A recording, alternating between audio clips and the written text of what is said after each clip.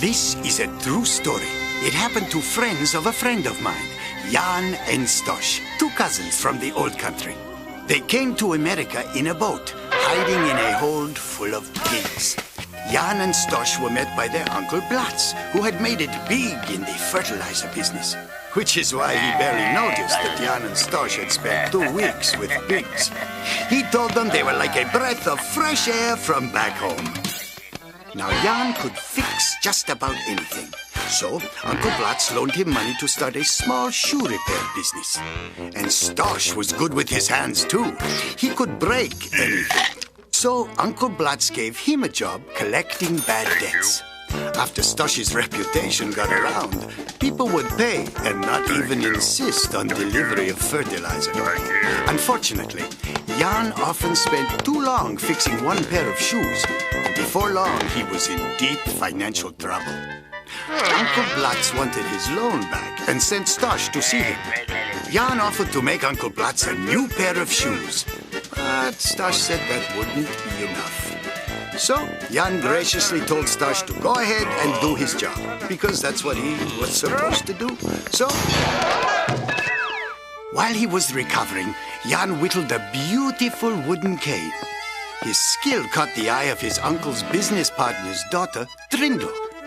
Pretty soon, Jan and Drindle became an item. It was only a matter of time until they planned to wed. Jan was already practicing the Glitzmar Leap, the centerpiece of the wedding ceremony. Because only a perfect execution of the intricate dance step could consummate the marriage, and Jan was worried about how his bad leg would hold up. Unfortunately, Uncle Blatz could not allow the wedding to take place. He and his partner had an agreement that family and business were like cow poop and sheep poop. They could never mix. So, Uncle Blatz decided to send Stosh to talk some sense to his fool cousin. And Stosh broke Jan's good leg this time.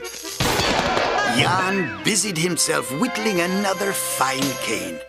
His skill at making canes was beginning to develop a reputation, and Stosh began leaving Jan's business card when he broke a customer's leg. So, all in all, the cousins were doing okay by each other. They were closer than ever, which is why Stosh insisted that Jan be his best man at his wedding. Stosh had fallen in love with Drindle, and after breaking Drindle's father's legs, the silly rule about family not marrying into the business was set aside. The day of the ceremony, Jan selected his 2 finest canes to help him hobble down the aisle. He stood proudly at the altar, watching first his own beloved Drindle stroll down the aisle in a dress she made herself out of fertilizer bags. Then came his cousin Stosh, resplendent in satin and burlap. Jan lay his canes on the floor and sat as the priest invoked the sacred vows and called on Stosh to execute the Glitzmar Leap. But his feet got caught in Jan's canes. Stosh fell down the steps, crying in agony as both legs, tangled in Jan's canes, snapped. Jan stood up, and to everybody's surprise, executed a perfect Glitzmar Leap. And the priest, having no other choice, pronounced Jan and Drindle man and wife. This is a true story. It happened to friends of a friend of mine, Jan and Stosh. You know, the ones who can't agree on anything. And who could blame them? Neither one has a leg to stand on.